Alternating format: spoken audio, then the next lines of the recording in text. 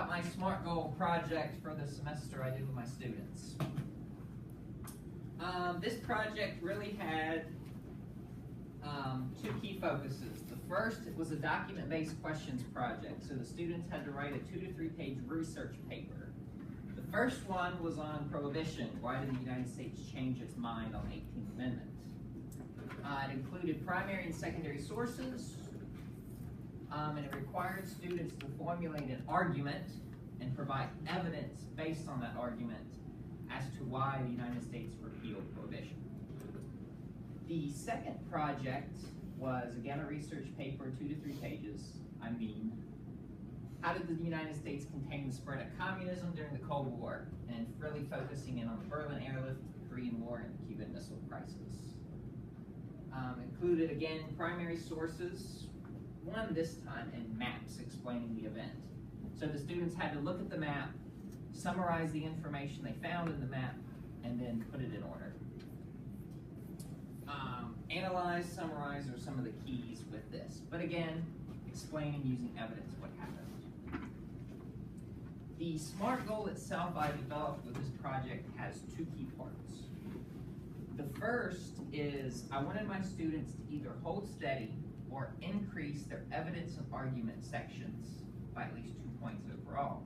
The rubric I used was 100 points, and almost 50% of the rubric was based on the student's ability to present evidence and make an argument on that. So if the students did good on that section, they did good on their entire paper. The second part was I wanted the students to show overall growth in their grade. I set it at 4 points, or just 4% increase over the 2 papers.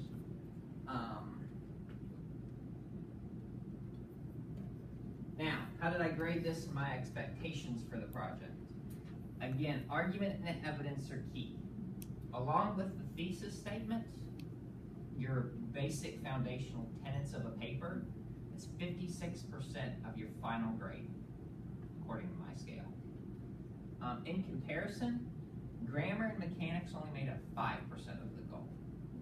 Now, I kind of designed this because the school itself bombed their 8th grade writing, completely bombed. So I went back to basics. Do the students know how to write a basic paper? Do they know how to take evidence, make an argument, formulate a thesis?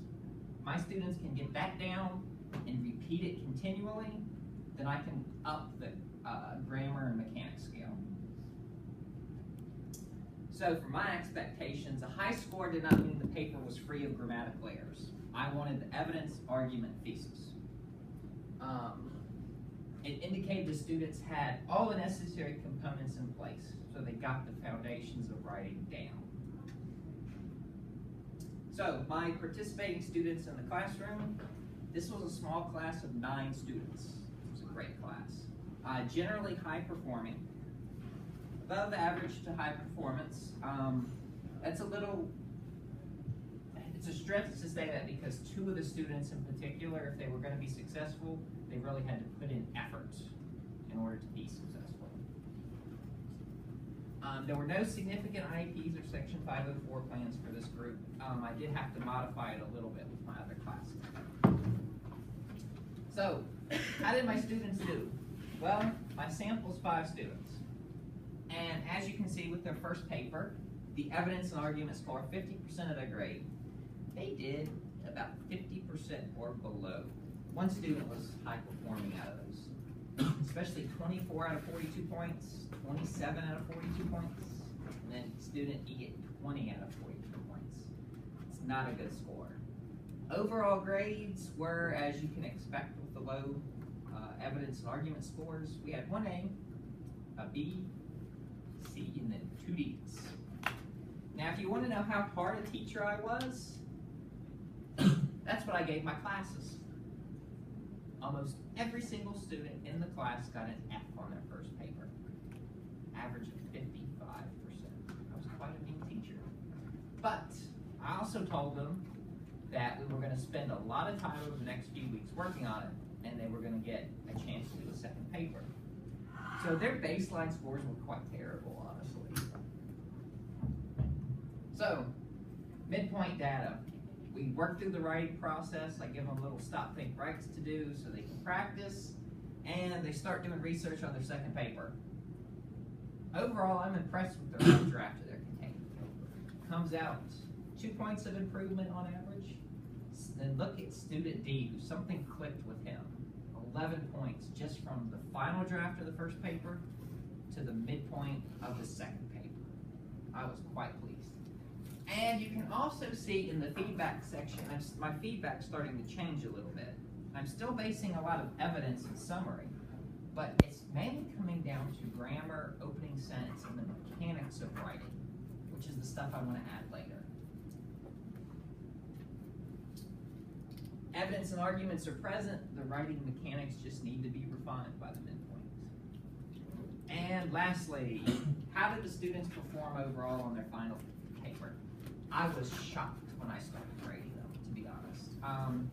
As far as evidence and argument go, my students improved by at least 7 points, except student A, who of course already had a 90 on her paper to begin with. 7 points, 15 points, 11 points of improvement.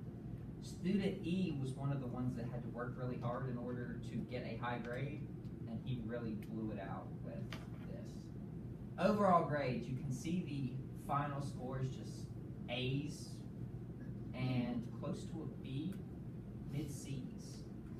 And again, the feedback is also changing.